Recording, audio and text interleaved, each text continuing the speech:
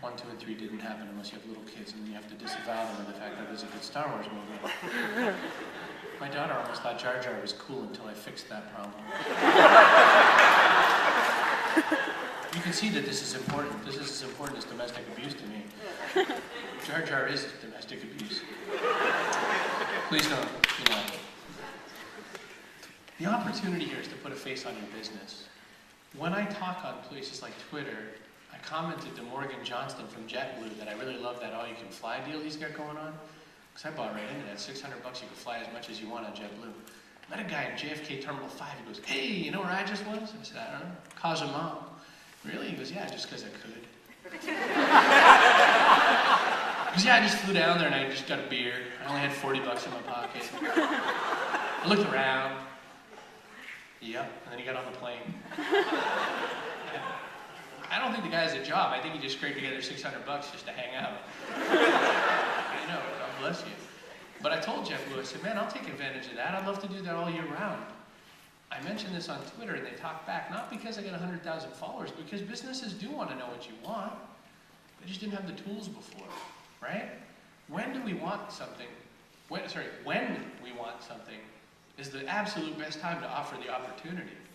Isn't that funny how it always is mismatched? We get these things at home for like free pool installation or whatever. We're looking at it going, I have a pool. And you throw it in the trash. And then you wonder why you're desensitized to direct mail. Or you're me and you're in a different hotel room every couple of nights and you get an opportunity to buy a new bed. What do I care? I don't sleep in it. We buy things at the point of need, right? I asked my friends where the cool place was to stay in New York, and the answer was the Roger Smith Hotel. The reason I got that was my friend Chris Keefe tells me, then my friend Brett Peterson tells me, then the Roger Smith Hotel says, "Come on down. We have a blogger special." See, I already had the giggle. Some of y'all heard this story. Turns out if you're in the hotel business, you have an everything special. So like if I said I like ice cubes, they have an ice cube special. They give us a percentage off, but more than that, they treated us like people. They talk to me the whole time I'm there. They talk to anybody who comes in who mentions that they know you from the social web. Don't you want business that does that? Don't you want your business or your organization to do this? These tools are just magic for this. Does it take more time? Hell yeah. Does it take more money? No, lots less. It does take a lot of sweat equity, and it does take being human. And that's the tricky part, I think. That's where companies get a little twitchy. Be human? What? There's a secret. Every business that I know still has humans inside it. That's what I tell people about the B2B. We have the opportunity to do mass micro-evangelism and to build strong communities because we can cluster around people who care. I was born in Maine. I was a lifelong comic book freak, and I was really big into Star Wars and all that as well. And I grew up around people who basically only liked the Boston Red Sox.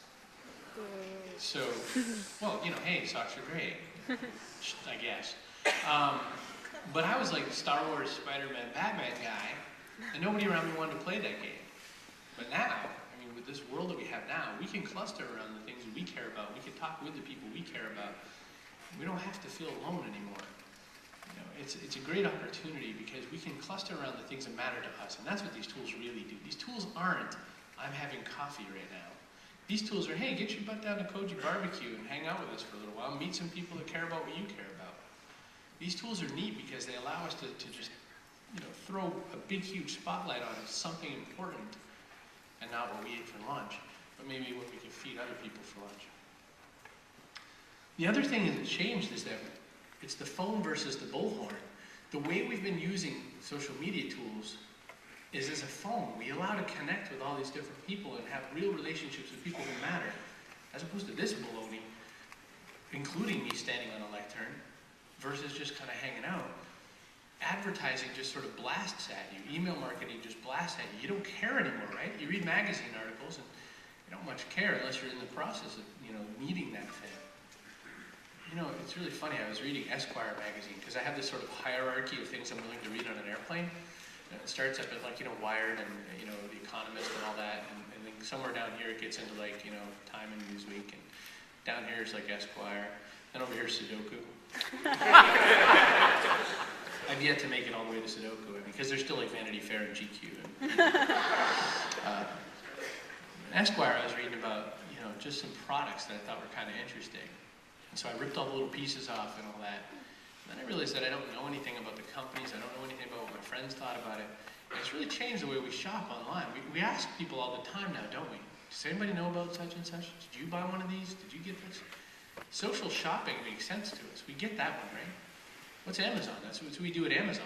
Well, 75 people reviewed this and gave it 4.5 stars. Shit, it's got to be good. We don't even know those people. My book has really great reviews on Amazon, and you know, thank you. But I don't know half those folks, and the ones I do just owed it to me to be nice. Social reciprocation really can obfuscate what the you know, I like that word. What the real truth is, right? Because your friends never crap on you in public if they're good friends. Thank God. But now we have the opportunity to have, you know, better discourse and learn from people. And that's the whole thing about trust. That's why we call it trust agents. I was going to call it Bob, but it didn't make sense. It's hard to name a book, by the way. We call it trust agents because we're in this time where there's a few weird things happening. One is we're using the web to trust other people anonymously, like we do with Amazon. Welcome, you've got flashback.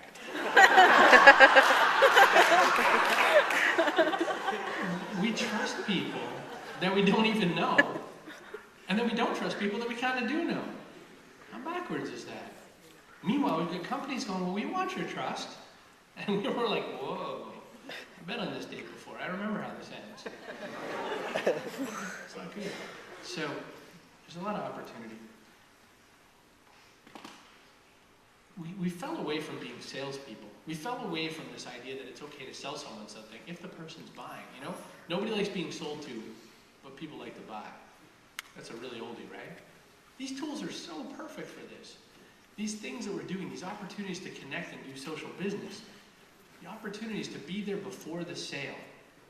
For those of you bothering to write notes, and please don't, you know, we'll get there.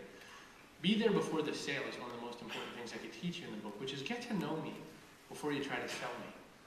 I have this really gross analogy. I love saying it, especially a crowd like this. A lot of you. There's a mismatch in the way people try to sell to you all the time that feels exactly like this. If I'm reaching my hand out to shake your hand, it feels like you're putting your tongue in my mouth. It's not good. I'm shaking hands and you're sticking your tongue in my mouth. This is a mismatch. This is what advertising feels like to me most times, and it's worse when I meet people in public who do this to me. Hi, pleasure to meet you. I run this business. This is what I do. We should talk to you about your business. Well, you don't even know me. You don't even know if I smell bad yet, and you're selling me your dumb thing. Don't do that. Get to know me. It takes a little longer. The sales lead cycle actually requires a few more dates.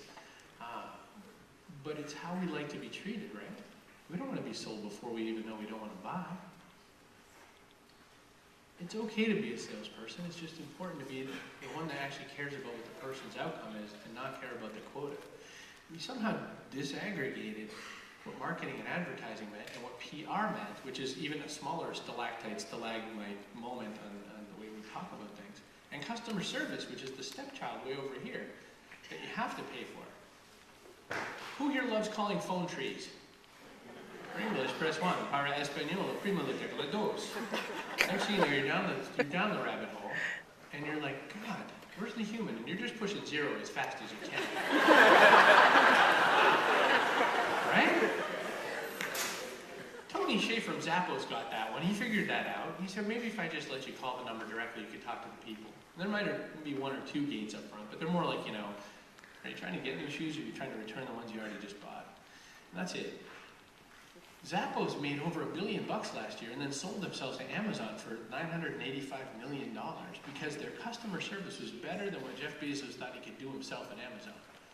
You think customer service doesn't pay? Just shy of $1 billion. How are you doing? So I'm not making that much. That dude was smiling before he made that sale. Now he's really smiling.